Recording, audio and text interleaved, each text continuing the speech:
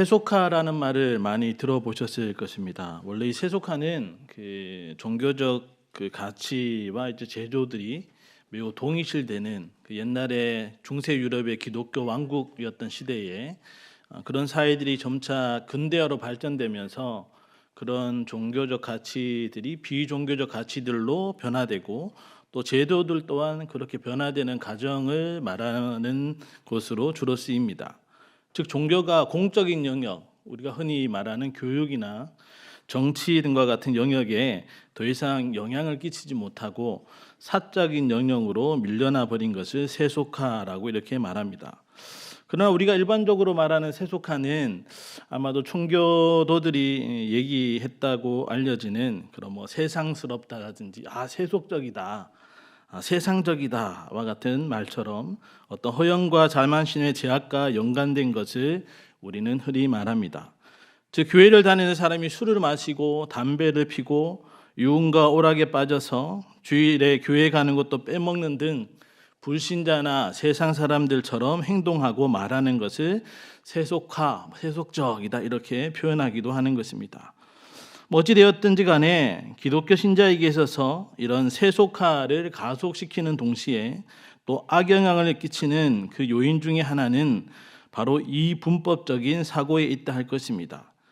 즉 교회는 하나님이 함께 하시는 거룩한 곳이고 세상은 제약된 곳이라든지 주일은 거룩한 날이고 다른 날은 거룩하지 않다든지 예배 드리는 일은 거룩하고 귀한 일이지만 6일 동안 땀 흘려 일하는 것은 그렇지 않다든 장소나 시간이나 어떤 행동 등을 이것은 거룩하고 저것은 제약된 것, 이것은 좋고 저것은 나쁜 것이라며 천편일률적으로 선을 그어 구분하려 하는 것입니다. 문제는 그러한 구분을 기준으로 삼아 나를 자랑하고 우월하게 여기는 반면에 그렇지 못한 다른 사람은 정죄하고 또 비난하기를 당연시까지 한다는 것입니다. 사실 이러한 모습은 이 장망성 세상에서 주 예수와 동행하니 그 어디나 하늘나라라고 찬송하며 또 말씀으로 구별된 삶을 살아가는 천국 백성된 신자에게는 결코 합당치 않은 것이라 할 수 있습니다. 그럼에도 신자된 우리가 이런 이분법적인 사고를 벗어나지 못하고 또한 신앙생활이라는 것을 하게 된다면 그것은 삶의 모든 영역으로 확대될 뿐만 아니라 결국 일상과 특별한 때를 분리하는 신앙생활로 나타나게 될 것이고 궁극적으로는 형식적인 신앙생활로 기결되게 될 것입니다. 오늘 본문은 이러한 신앙의 태보, 즉 일상과 특별한 때에 분리된 신앙생활이 미치는 악영향이 어떠한 것인지를 우리에게 잘 보여준다고 할 수 있습니다. 특히 오늘 본문 사사기 10장은 암몬과의 전쟁에 나가기 전 하나님께 서약함으로 전쟁에서 승리하고도 무남동료 외동딸을 하나님께 드려야 했던 사사 입다가 등장하는 배경을 보여주면서 그 악영향이 어떻게 전개되는지를 우리에게 보여주고 있습니다.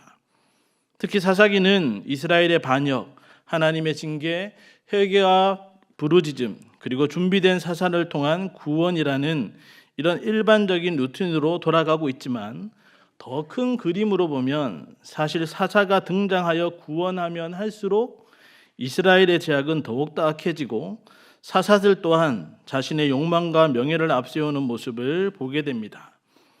특히 이스라엘 백성들의 패역함은 점점 더 뻔뻔해져서 환란이라는 특별한 때에만 하나님을 찾아 부르짖게 되고 더 이상 그러한 모습이 꼴보기 싫으셨던 하나님께서는 가서 너희가 택한 신들에게 부르짖어 너희의 환란 때에 그들이 너희를 구원하게 하라 하며 평소에는 우상을 섬기면서 어려울 때만 하나님을 찾는 그들에 대해서 치를 떨며 비아냥거리듯 이전에는 결코 볼 수 없었던 모습을 하나님께서 우리에게 보이고 계신 것입니다. 그렇다면 하나님을 신앙함에 있어 일상과는 다르게 환란의 때, 특별한 때에만 하나님을 찾는 그런 분리된 신앙은 어떠한 특징을 가지는지 오늘 본문 말씀을 통해 함께 상고해 보기를 원합니다. 첫째로 일상에서 하나님을 섬기지 않고 저버리는 인생은 우상 숭배로 가득한 삶을 살게 됨을 명심해야 합니다. 우리 본문 6절에서 9절의 말씀을 다 같이 합독하겠습니다. 시작. 이스라엘 자손이 다시 여호와의 목전에 악을 행하여 바알들과 아스다롯과 아람의 신들과 시돈의 신들과 모압의 신들과 암몬 자손의 신들과 블레셋 사람들의 신들을 섬기고 여호와를 버리고 그를 섬기지 아니하므로 여호와께서 이스라엘에게 진노하사 블레셋 사람들의 손과 암몬 자손의 손에 그들을 파심해 그 해에 그들이 요단강 저쪽 길르앗에 있는 아모리 족속의 땅에 있는 모든 이스라엘 자손을 쳤으며 18해 동안 억압하였더라. 암몬 자손이 또 요단을 건너서 유다와 베냐민과 에브라임 족속과 싸움으로 이스라엘의 공고가 심하였더라. 아멘. 이스라엘이 하나님 앞 그 목전에서 악을 행함에 대하여 성경은 다시라는 말로 강조하고 있습니다.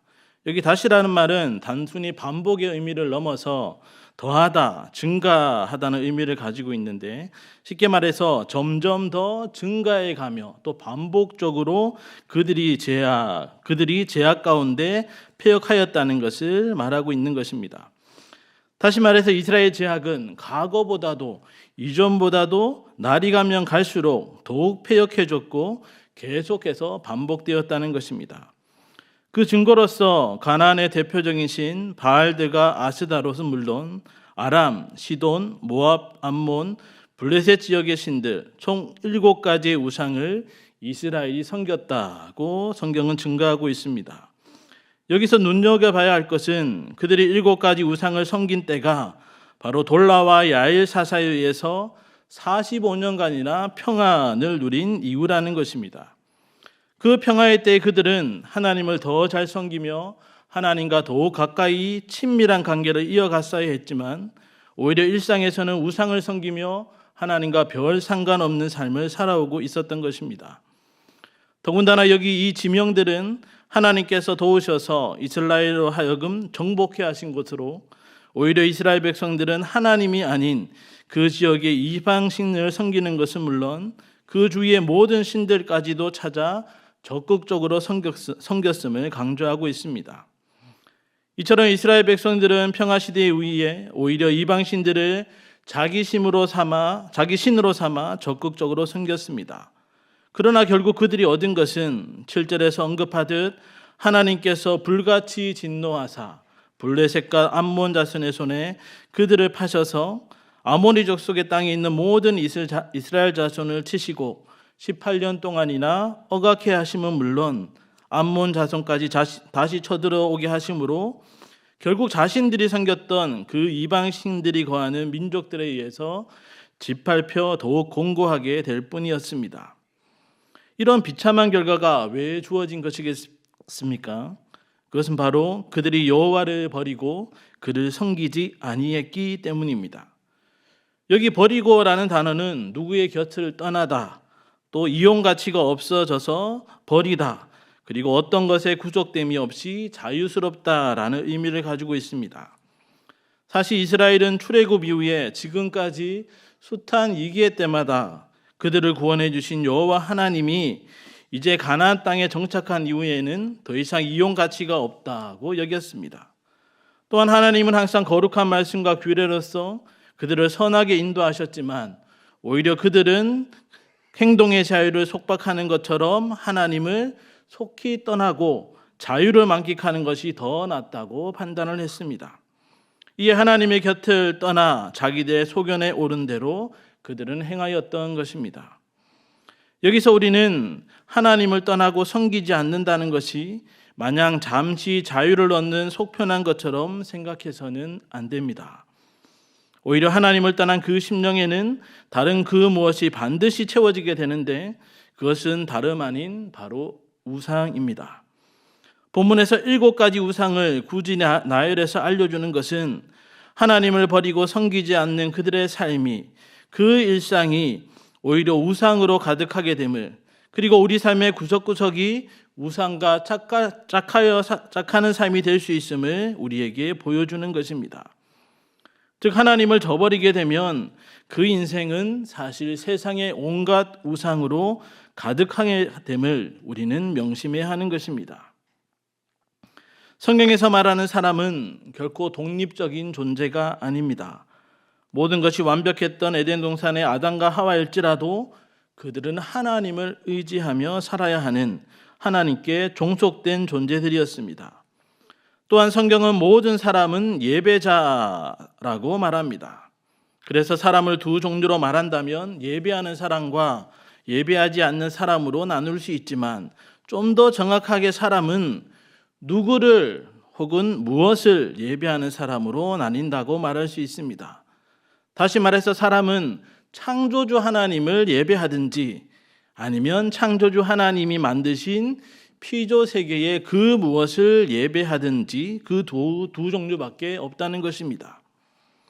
따라서 사람이 그 삶에서 그리고 무엇보다 그 일상에서 하나님을 섬기지 않고 밀어내는 순간 이스라엘이 7가지 우상을 섬겼듯이 삶의 모든 영역에서 하나님을 대신한 신, 우상들을 섬기게 되고 하나님이 아닌 이 신들 안에 종속되게 됩니다.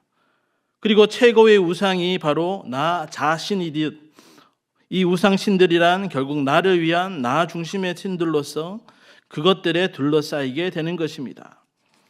그러한 우상신들은 우리의 귓가에 네 삶은 괜찮아, 넌 잘 살고 있어, 너는 안전해, 너는 충분히 인정받을 만해 라는 소리들로 계속 우리의 귓가에 메아리치듯 삶의 여러 영역에서 이러한 소리를 듣게 만들고 우리를 유혹합니다. 그리고 외모나 공부나 다이어트나 자녀 교육이나 승질이나 건강이나 결혼 등 다양한 영역에서 결국 자신의 노력에 따라 인정을 받고 성취에 집착하게 만드는 것입니다. 이는 이스라엘이 섬겼던 7가지 신들의 공통점에서도 확인할 수 있는데 내가 무언가를 해야 하는 내 희생이나 내 노력이나 내 헌신한 정도에 따라서 그 결과가 보장됨을 알 수 있습니다. 특히 이것은 이스라엘 백성이 암몬 자손의 몰렉신을 섬긴 것에서 잘 확인할 수 있습니다. 사람들은 몰렉에게 인신제사, 즉 아기를 태워서 번제로 드렸는데 이 또한 인간의 희생을 기반하고 있음을 알 수 있습니다. 몰렉은 황동으로 만들어져서 그 황동에 불을 지폈는데 무엇을 떠받치도록 만들어진 양손에 아기를 올려놓고 그 아기가 뜨거워 우는 소리, 또 태워지는 냄새가 몰렉신을 흡족하게 한다고 여겼습니다. 또한 그렇게 제사를 드릴 때 북소리를 크게 치면서 그 부모에게 아기의 울음소리가 들리지 않도록 한가 동시에 그 부모의 마음을 격동케 해서 그 슬픔과 괴로움을 이겨내면서까지 아이를 제물로 드리게 했던 것입니다. 그렇게 사람들은 아기를 바치면 전쟁에 이기게 해주고 잘 먹고 잘 살게 해준다며 몰렉이 주는 안정이나 특별한 대우를 받기 위해서는 그러한 특별한 일, 그러한 특별한 수고, 그러한 특별한 헌신, 그러한 특별한 인신제사까지 해야 한다고 여겼던 것입니다. 마찬가지로 일상에서 우리가 섬기는 우상도 크게 다르지 않습니다. 처음에는 취미로 몸도 만들고 운동도 하고 외모도 관리하고 등산도 가고 게임도 하고 연애도 하기 시작했는데 그런데 어느 순간 거기에 따른 결과가 우리의 인생을 지고 흔들기 시작합니다. 그냥 열심히 운동하고 그냥 건강하게 몸 가꾸는 줄 알았는데 멋지고 예쁜 외모를 만드는 것이 삶의 이유와 목적이 되어서 우리의 일상을 주도하기 시작합니다. 그냥 열심히 회사 다니면 될 줄 알았는데 승진이 내 인생을 지고 흔들기 시작하고 그냥 공부만 하면 될 줄 알았는데 성적이 또 대입이 취업이 내 인생의 목적이요 끝이 되어버렸습니다. 그런 우리를 보고 주변 사람들은 너 왜 그렇게 거기에다 시간을 그렇게 많이 써? 너 왜 거기에다 돈을 그렇게 쏟아붓는 거야? 너 왜 거기에 정신이 팔려 있어? 라고 얘기하지만 전혀 귀에 들어오지 않습니다. 오히려 우상들은 나의 부분적인 삶의 영역에서 인정받을 수 있는 조건을 슬쩍 던져주면서 너 그 정도밖에 안 되냐? 아직 부족해. 너 그거 아직 이루지 못했어? 그 정도까지 하지 않으면 넌 안 될 거야. 조금만 힘을 더 내봐. 라는 소리로 우리 눈과 귀를 멀게 하는 것입니다. 결국 모든 영역에서 내 행위와 내 수고와 내 열심으로 그 우상신이 말하는 그 기준에 따라서 그 급에 맞춰 줄 때 보상을 받는다는 자기 성취와 자기 의의 늪에 빠져 우리는 살게 되는 것입니다. 그러나 그러한 삶, 우상을 섬기는 삶에는 결코 참되고 영원한 만족이나 평안이나 기쁨이 있을 수는 없습니다. 하나님은 환난의 때에만, 특별한 때에만 당신을 찾는 이스라엘 백성들에게, 특별히 오늘날의 신자들에게 일상에서 하나님이 부담스럽고 귀찮아 하나님을 섬기지 않고 버리고 몰아낸다고 해서 너희가 자유와 만족을 누리는 것이 결코 아니라고 우리에게 알려주고 있습니다. 결국은 우리의 노력과 수고를 담보 삼아 눈물과 괴로움을 이겨내면서까지 우리 인생을 옭아매는 수많은 헛된 우상을 우리는 섬기게 될 것이라고 경고를 하고 계신 것입니다. 정말 이제 하나님을 버리고 우상을 섬기는 헛된 인생이 아니라 오직 하나님만이 우리의 삶, 우리의 일상을 주관하시고 삶의 만족이 되심을 명심하면서 그 하나님께만 종속되어 섬기며 살아가는 참된 예배자들이 되시기를 간절히 바랍니다. 둘째로, 언제나 하나님 외에 그 무엇도 우리를 구원해 줄 수 없음을 우리는 명심해야 합니다. 우리 본문 10절에서 16절까지의 말씀을 다 같이 합독하겠습니다. 시작. 이스라엘 자손이 여호와께 부르짖어 이르되 우리가 우리 하나님을 버리고 바알들을 섬김으로 주께 범죄하였나이다 하니 여호와께서 이스라엘 자손에게 이르시되 내가 애굽 사람과 아모리 사람과 암몬 자손과 블레셋 사람에게서 너희를 구원하지 아니하였느냐. 또 시돈 사람과 아말렉 사람과 마온 사람이 너희를 압제할 때에 너희가 내게 부르짖음으로 내가 너희를 그들의 손에서 구원하였거늘 너희가 나를 버리고 다른 신들을 섬기니 그러므로 내가 다시는 너희를 구원하지 아니하리라.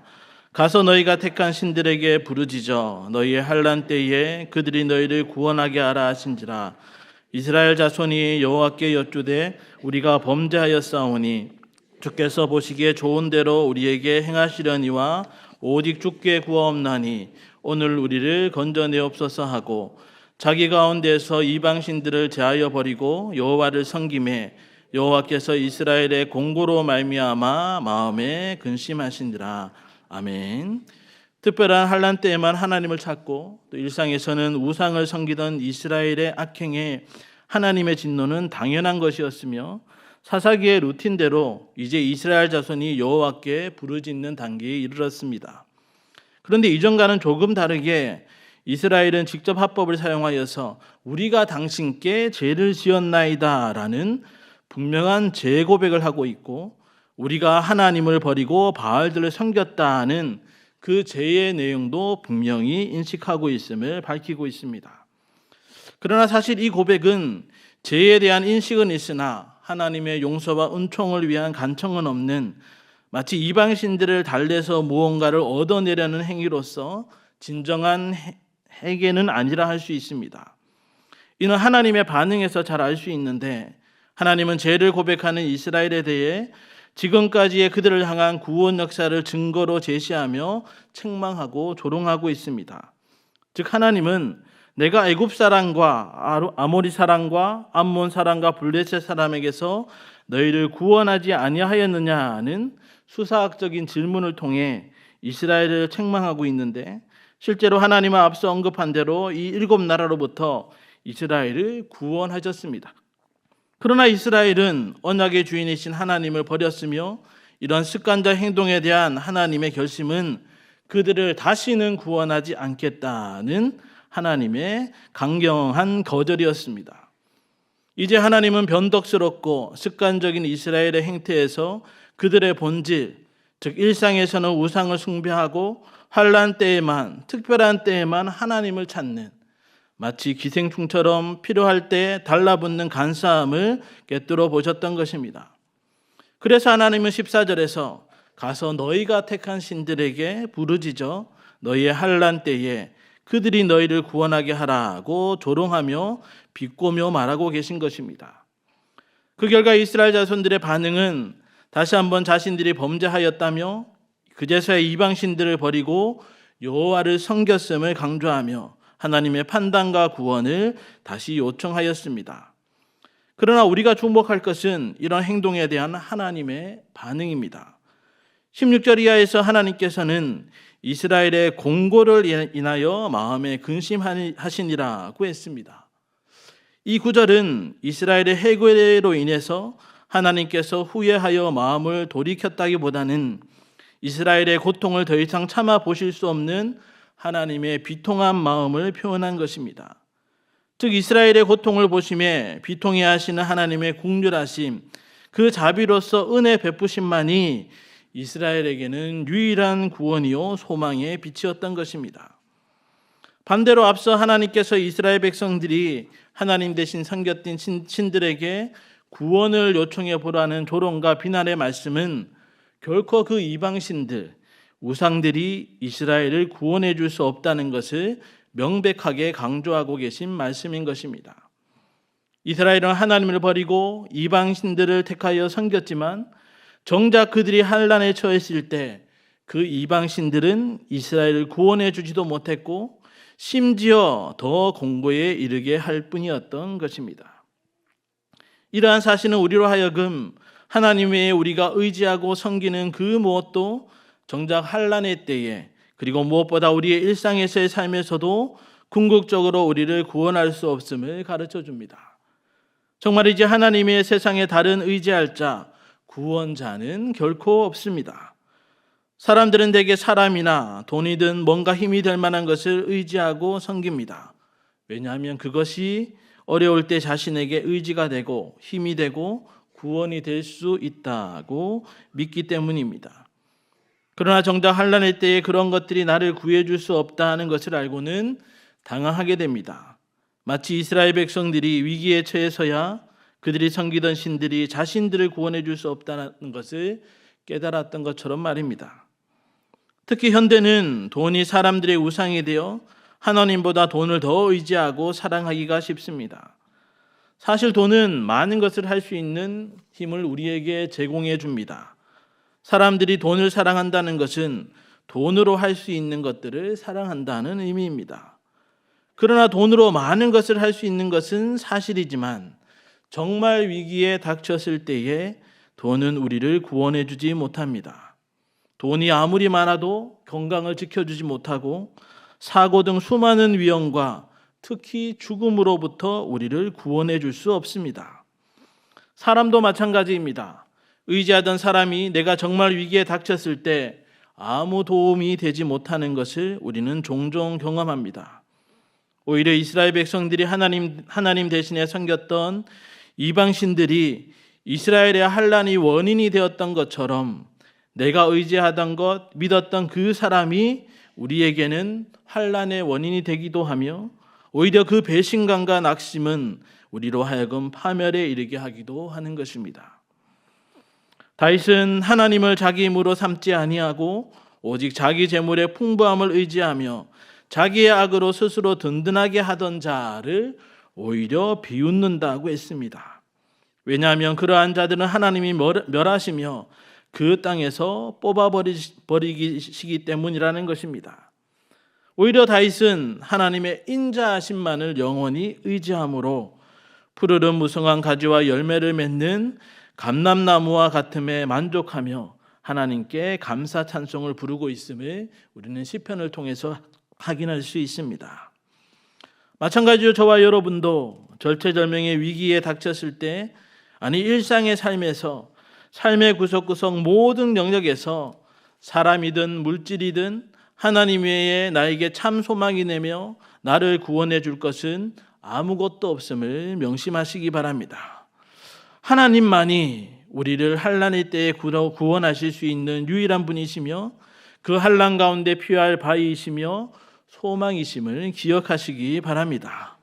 하나님만이 우리와 함께 하심으로 그 일상을 지키시며 실만한 물가로 늘 인도하시는 선한 목자 되심을 명심하시기 바랍니다. 하나님을 의지하고 그에게 피하는 자는 인생에서 가장 견고한 피난처와 산성을 가진 자임을 기억하고 위험이 도처에 도사리고 있는 이 세상에서 환난 때에나 처절하리만큼 반복되는 매일의 일상에서나 유일하게 우리를 구원하시고 위로하시는 하나님께만 소망의 닻을 내리고 살아가는 성도님들 되시기를 간절히 바랍니다. 사랑하는 성도 여러분, 오늘 헌신을 다짐하는 제11, 12, 13 여전도의 회원 여러분, 우리 본문 17절과 18절의 말씀을 다 함께 합독하겠습니다. 시작. 그때에 암몬 자손이 모여서 길르앗에 진을 쳤으므로 이스라엘 자손도 모여서 미스바에 진을 치고 길르앗 백성과 방백들이 서로 이르되 누가 먼저 나가서 암몬 자손과 싸움을 시작하랴. 그가 길르앗 모든 주민의 머리가 되리라 하니라. 아멘. 하나님께서 이스라엘의 부르짖음에 즉각적으로 응답하지 않은 마침 그때에 암몬 자손이 다시 길르앗에 쳐들어오게 되자 이스라엘은 딜레마에 빠지게 됩니다. 암몬 자손이 군대 장관을 앞세우고 모인 데 반해서 이스라엘은 그들을 이끌고 싸울 지도자가 없어 어찌할 바를 모르고 우왕좌왕하는 가운데 모일 수밖에 없었습니다. 그리고는 누가 먼저 나가서 암몬 자손과 싸움을 시작하라며 자신들이 나가 싸울 생각은 않고 대신 싸워줄 지도자를 찾고 있었으며 심지어 그 사람을 길르앗 모든 주민의 머리, 즉 통치자 왕으로 삼겠다고까지 말하고 있는 것입니다. 역시나 기대를 저버리지 않는 이스라엘 백성들입니다. 방금 전까지만 해도 하나님 앞에서 자신들이 왕처럼 섬기던 우상들을 다 제하여 버리면서까지 하나님만 섬기겠다고 울며 부르짖던 그들이 또 다른 급박한 상황이 펼쳐지니까 언제 그랬나는 듯이 하나님을 뒤로하고 하나님 외에 다른 것을 의지하고 심지어 왕으로까지 삼겠다니 참으로 어처구니가 없는 일이 아닐 수 없습니다. 결국 그들이 믿고 영입한 지도자는 기생 출신의 사생아로 그들이 쫓아냈던 입다였습니다. 입다는 비록 믿음의 사사로 쓰임받긴 했지만 그들의 머리가 되고자 하는 개인적 야망을 이루기 위해서 서원까지 하면서 하나님을 이용하고 동족상잔의 비극도 개의치 않았던 연약하고 유한한 인간에 불과할 뿐이었습니다. 이상의 내용과 사상의 전체를 통해서 결국 하나님께서 당신의 백성이요 자녀된 신자들에게 말씀하시려는 것이 무엇이겠습니까? 바로 사사기 마지막에 하신 말씀, 그때에 이스라엘의 왕이 없으므로 사람이 각기 자기의 소견에 옳은 대로 행하였다라는 것입니다. 즉 이스라엘은, 즉 사람은 앞서 나가 싸우며 그들을 지켜 보호하고 선한 길로 인도하고 구원할 지도자, 머리, 왕이 필요하며 그분은 오직 전 우주와 피조 세계의 왕이신 전지전능하시고 영원하시며 선하고 공의로운 참신이신 하나님밖에 없다는 것입니다. 그 왕 대신 하나님만 믿고 의지하며 섬기며 그 하나님의 통치 아래 살아갈 때 우리 인생은 하나님 한 분만으로 언제나 만족하며 참 평안을 누리며 살 수 있다는 것입니다. 그런데 그러한 진리를 모르고 심지어 그러한 진리를 외면함으로 자기 소견에 옳은 대로 행하여 목자 없는 양같이 헤매는 우리, 그와 같이 버려진 우리, 억눌린 자요 갇힌 자요 자유함이 없는 자로 허무한 시절을 보내는 우리를 위해 만왕의 왕이신 하나님이 하늘 보좌를 버리고 친히 이 땅에 오셨고 십자가에 달려 죽으셨습니다. 그분이 누구이십니까? 네, 바로 우리 구주 예수 그리스도이십니다. 다음 주 성탄절을 맞이하는데 보통 이때가 되면 예수님이 이 땅에 오신 이유를 한 번씩은 생각해 봅니다. 그러한 찬양을 부르며 예수님이 이 땅에 오신 이유가 무엇인지 우리 입술로 마음으로 되새겨 봅니다. 여러분, 예수님이 이 땅에 오신 이유가 무엇입니까? 나의 죄, 우리 죄를 대신 속죄하기 위해서 오셨습니다. 네, 맞습니다. 그러나 그것만이 다가 아닙니다. 우리를 구원하기 위해 오셨습니다. 그것도 맞습니다. 그러나 그것만이 다가 아닙니다. 물론 예수님은 우리가 기도할 때만 필요해서 오신 분도 아니고 우리가 죽을 때 천국 가기 위해 필요해서만 오신 분도 아닙니다. 오히려 예수님은 이 모든 것을 위해서 우리와 연합함으로 우리의 전부가 되기 위해서 오셨습니다. 우리의 왕으로 오셨고 하늘 아버지로 오셨고 신랑으로 오셨고 친구로 오셨으며 교회의 머리로 오셨습니다. 정말이지 찬송가 93장에 예수는 나의 힘이요 96장에 예수님은 누구신가의 그 많은 숱한 가사와 같이 말로 다 표현할 수 없는 분으로 이 땅에 오셨습니다. 언제나 우리와 함께 하시며 모든 삶의 영역에서 동행하시며 우리와 교제하시고자 오셨습니다. 결코 환난 때에만 필요한 분으로, 어떤 특별한 때에만 찾는 분으로, 마치 알라딘의 요술 램프의 지니와 같이 필요에 의해서만 찾는 분으로 오신 것이 결코 아닌 것입니다.